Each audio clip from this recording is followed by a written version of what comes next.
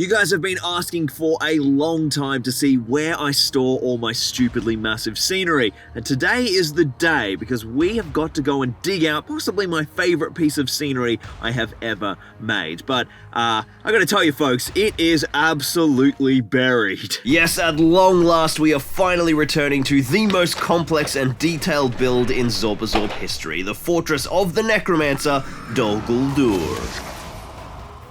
So as you can see, it is absolutely mental in here, and the last time I worked on Dol Guldur was before the heresy. So all of the heresy boards are currently piled up on top of it.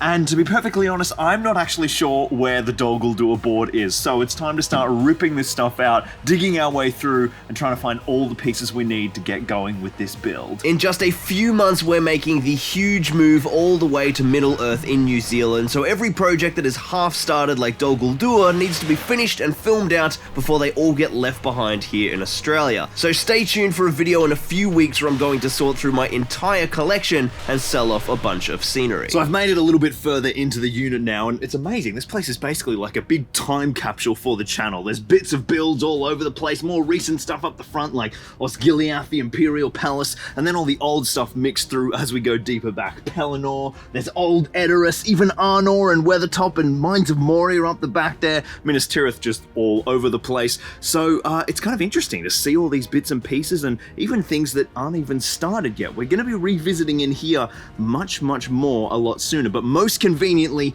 down here at the bottom, up the front and nice and accessible, I have found Dol Guldur and all the bits and pieces. I was intending to come back to this a lot earlier, which is why I've kept it in such an easy access place, but it's a lot bigger than I imagined, so let's get it out and see if we can get it into the car. Currently, Dol Guldur is in a bunch of pieces. The Plastic Games Workshop ruins for the very top, some resin ruin components of my own, the foam carved foundation of the courtyard, the dungeon tiles for the inside level, boxes and boxes of spare parts, and of course, the massive cliff foundation and baseboard. I also grabbed a bunch of extra foam for some more cliff work and a bunch of the fortress we're about to start carving. It really is quite a lot of scenery. Then I slapped it all on a trolley and threw it in the car. Easy peasy, right?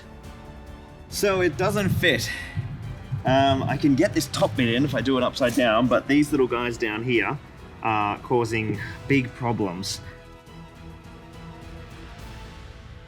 I didn't cut the seat, and all that happened was this little thing came off. I'm calling that a win. Yahoo!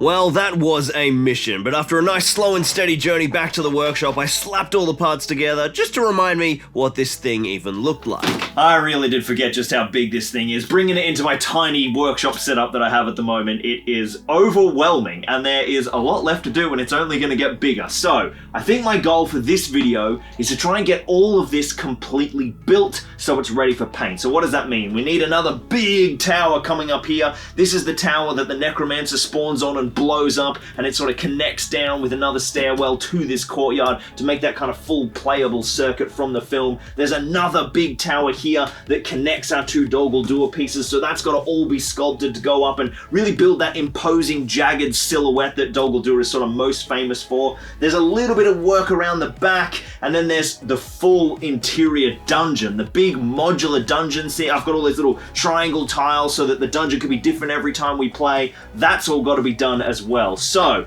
let's try and get this built. This is going to be quite the task. Before we dive in, one of the big focuses of this build is the balance between gorgeous aesthetics and playability, and the incredible new range of 3D printable scenery from Kingdoms of Saxonia is no different. With this gorgeous set of medieval STLs perfect for bringing a palisade-encircled town to the tabletop, and is some of the most playable wargaming scenery I've ever seen. Fully removable roofs reveal gorgeously detailed interiors, destructible wall sections for some awesome siege games, and best of all, this entire Kickstarter is being run by Jakey from Conquest Creations, a longtime friend of the channel and one of the absolute nicest blokes in the Australian wargaming community. Many of you longtime viewers will remember Jakey from his thrilling performance in the first Arda Unleashed Grand Championship, as well as his support of the Minas Tirith community build, and he's been working away on this Kickstarter for a long time, and it is the complete package. This set includes a whole suite of different Nordic-style buildings, stables, houses, mead hoils, a blacksmith,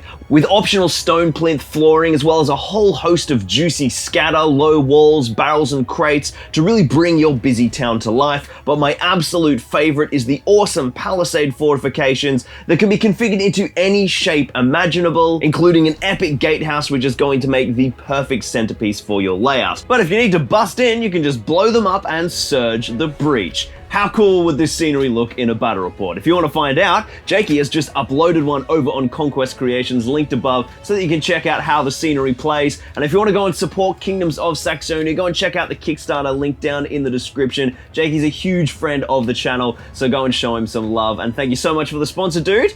Let's get back to the build. We're going to start off working our way out from the inside, beginning with the dungeon in the lower level beneath the courtyard. The edges of this room are built already, as well as a system of modular floor tiles made up from a whole heap of the plastic triangular floor tiles glued together and straightened with card backing. I've already pre-primed these guys with a double coat of white bonding primer and then the classic Rust-Oleum grey over the top for a lovely grey coat, as these guys are going to get knocked around a lot as they slide in and out of the modular layouts. Now we need to build our actual dungeon structure onto these tiles so that the triangles can tessellate in different patterns and orientations to make an unlimited number of combinations for different dungeon play every single time. This particular dungeon is inspired by the Fall of the Necromancer scenario Thrain the Broken, which features Gandalf fighting through the dungeons to try and uncover the Necromancer and save Thrain, son of Thror, Thorin Oakenshield's Daddy-O, by breaking the spell of concealment on the fortress. In the game, this is done by engaging with 5 objectives, so I decided to use these lovely statues and keep them removable as well, so the objective position could also change every single game. Now I have a whole bunch of pieces left over from the kits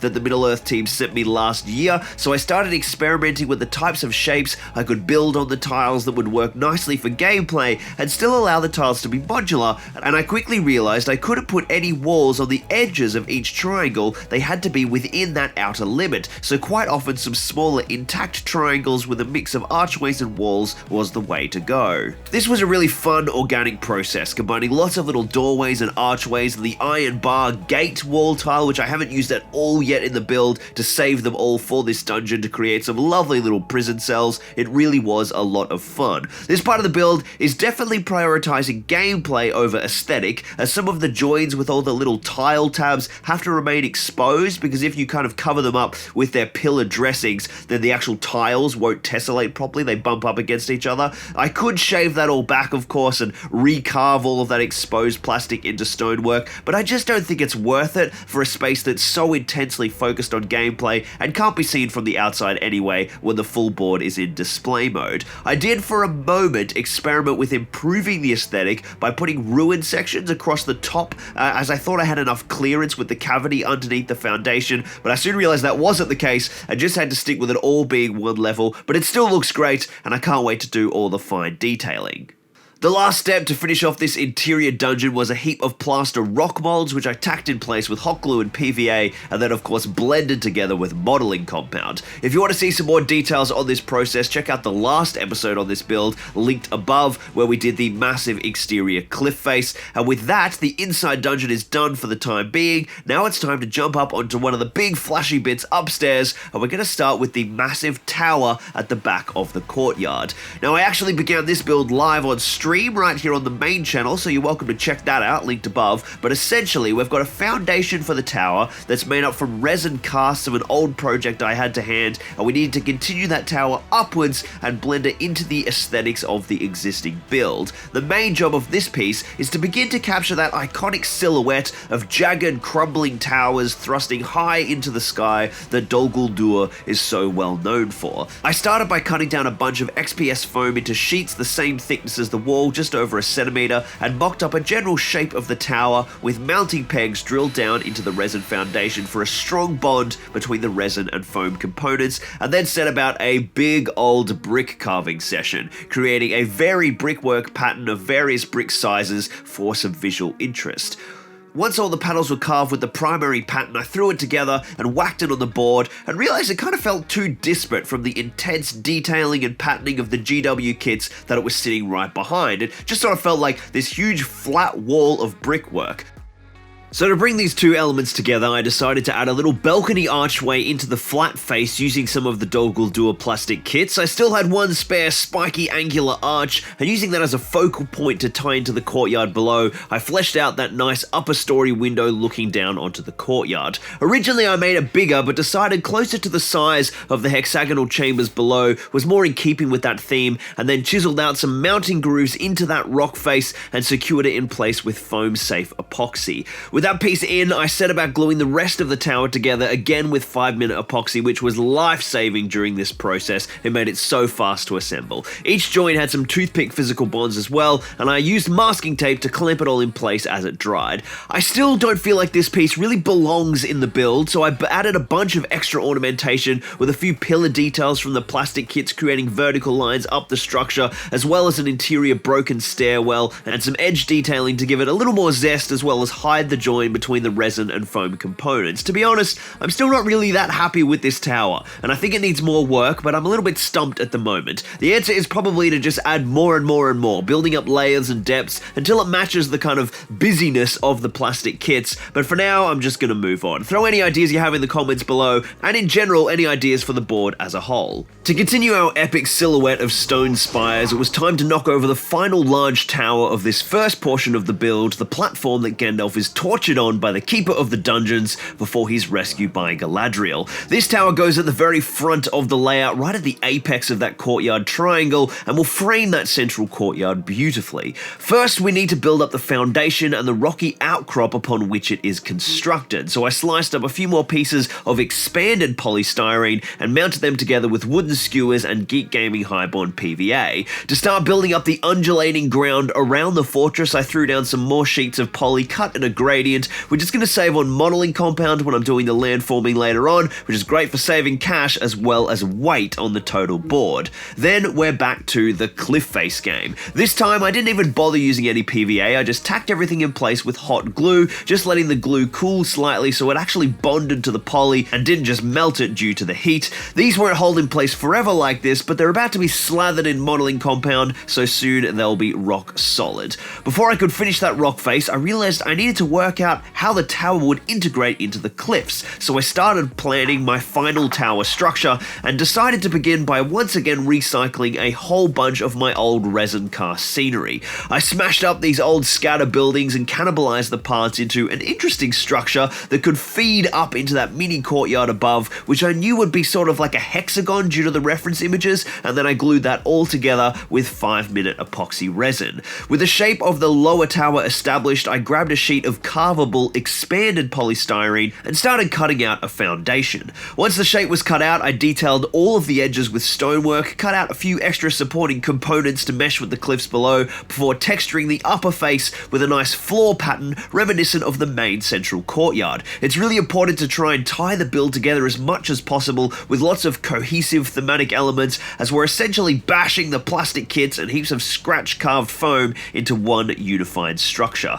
To mount the resin kits to the foam floor tile, I drilled holes just like the first tower and used wooden dowel to make some spiky locking pins, and then slapped it all down with yet more 5-minute epoxy. This piece is so high looming over the structure, it's essential these bonds are strong. I realized that an added bonus of this floor tile method is that I'm going to be able to keep this tower also fully removable, which will help for storage as well as gameplay versatility. To begin integrating the tower, I added a few ruined walls to the top of the archways between the two portions of the fortress, as well as a small varying stone foundation that tapers down to allow the larger footprint of the upper tower that I've created to mesh nicely with the smaller footprint of the rocky outcrops. That lower section of the tower is looking nice, but to know how to build the next part of the tower up from that, we must first outline what the top is going to be. So I slapped together an upper courtyard from the very last of my Games Workshop floor tiles, and then mounted them with epoxy onto a foam plinth, which will then continue down to the resin structure below.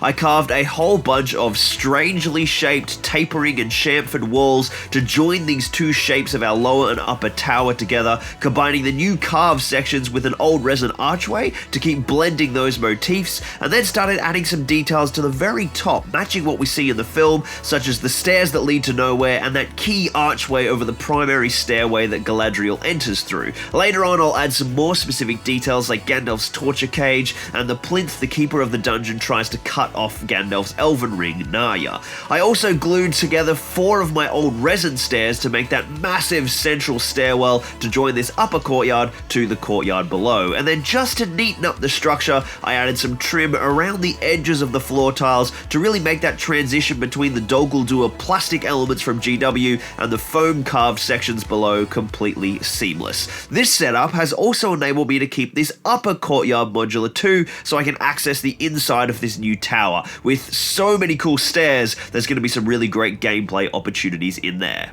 With those 2 large towers now in place, we can really start to feel this first quarter of Dol Guldur coming to life. The essence of the location is there. It's really beginning to feel like those gorgeous wide shots from the films, but there is a lot of fine detailing left to go. The 2 new towers need a lot of cleaning up with trim to hide some of the joins, as well as in general just more and more layers of spiky stony bling to really tie them into the whole piece a bit more, and in general the whole board needs some heavy detailed weathering, as well as skulls, chains, vines, and of course the thorny dead trees that are all everywhere, lots of spiky bits, not to mention the spider-infested forests that are going to be covering the ground below. So much to go, but we've made some fantastic progress, and I cannot wait to keep smashing this build. Let me know your thoughts down below. I'd love to hear any suggestions in the comments, and give the video a like and subscribe if you haven't already. And if you're really keen to support the channel, you can become a channel member right here on YouTube by clicking join, or subscribe to our Patreon with all the links down below. Heaps of really cool benefits there as well. Remember to use my affiliate links to grab all your Warhammer and hobby needs, from Middle-earth to the Horus Heresy and everything in between. You get some great prices,